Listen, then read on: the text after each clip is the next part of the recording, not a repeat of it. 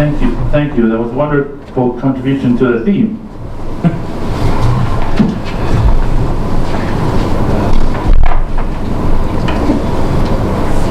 Now for the evaluations, starting with Peter Ash for Jane Trider, and he had this to say about family. I've been thinking about my Uncle David, my father's youngest brother. He was a professional race car driver for the MG team when I was growing up in the late 1950s, and a former fighter pilot. He was married to an actress and wrote the automobile column for Cavalier, a Playboy competitor.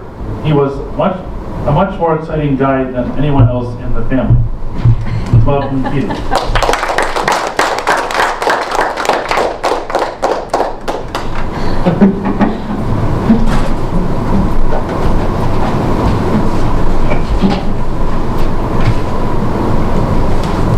So I'm evaluating Jane Trider's speech and about golf. What was the time for the speech, please? 2.5 to 3.5 minutes. No, the time for Jane's speech. Oh, Jane's speech. She spoke for 5 minutes and 22 seconds, and she had 5.5 to 7 minutes. So that's right in there. Yep. Thank you, Mickey. You're welcome. I would like to evaluate this speech using the speech evaluation criteria. I think it would be helpful to everyone to get a feeling for the new pathways evaluations work. For this particular speech, there are 8 criteria listed, and for each criteria, the person can get a score from 1 to 5. This is purely for your own help. If you got a score of 1, the lowest possible score on each of the 8 criteria, you would still have completed the project. It would just say that you have a lot of work to do to improve as a speaker. And that, after all, is what we're here for. Criteria 1 is clarity. So I gave Jane only a 4 on this one, even though she has a wonderful speaking voice, loud and clear. And 5 would mean that her performance here is exemplary, and 4 would be that she excels. So what kept it from being exemplary?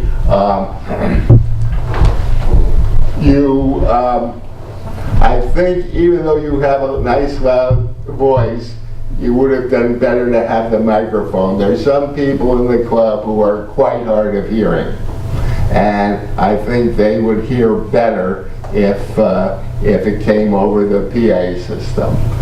Second of all, you turned often and were facing, for example, in this direction. So almost everybody in the room was not receiving your voice directly. They were not able to do lip reading.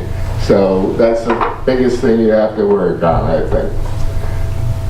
Vocal variety, I gave you a 5 because you used the tools of tone, speed, and volume to perfection. The next criterion is eye contact. This is the one where I gave you the lowest rating that I gave for any of them. Number 2, your which it would say eye contact with audience needs improvement. You would turn to face the back of the room at times. You were in your story rather than directly making contact with the audience. Gestures, 5, exemplary. May I have an additional minute?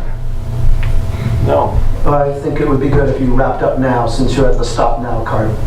Okay, I will give you the other information afterwards.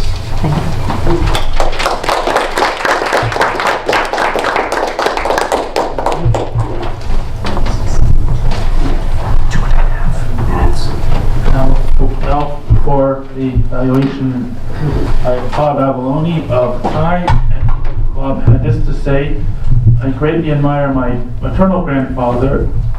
He emigrated from Italy to Boston and started a small business.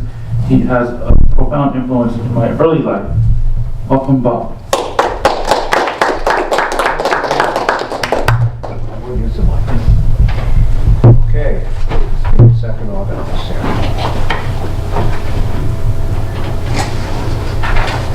All right, first of all, what I liked about Kay's speech, he came right out, strong voice, good introduction. I like the fact that everybody, a lot of people, maybe not everybody, but a lot of people come to this club because they have a fear of public speaking, and that's what we're here for, to help you get over your anxiety. And you actually made that the subject. Let's just talk about our anxiety and make that the subject. That was a great idea. It was very personal. And I think a lot of us identified with your fears. I think to some degree your fears are unfounded because you always give a great speech and you should have more self-confidence. I think that's my main critique of you. You should have more self-confidence. When you come out and you say, my previous speaker was great, I don't know if I can live up to that, don't set your audience up to be disappointed. You compliment her. I can do just as great as that. I like the hand movements, but you need a little more movement. You kind of stood like a robot here. You smiled a lot, but you kind of never moved. And the audience was able to identify with you because like I said, we all have that anxiety, and you laid out the reasons for the anxiety. You laid that in a logical point. What I do have to mention as a way of area for improvement, the objectives of the speech, you need to read the objectives and then pick a speech that fits the objectives. I didn't see anywhere where you try to persuade listeners from your point of view. It was more get the listeners to identify with you. As far as appealing to the audience interest, I think that part you were successful. Use logic and emotion to support your position. I feel that work, although you really weren't trying to persuade us of anything, you were trying to get us to identify with your point of view.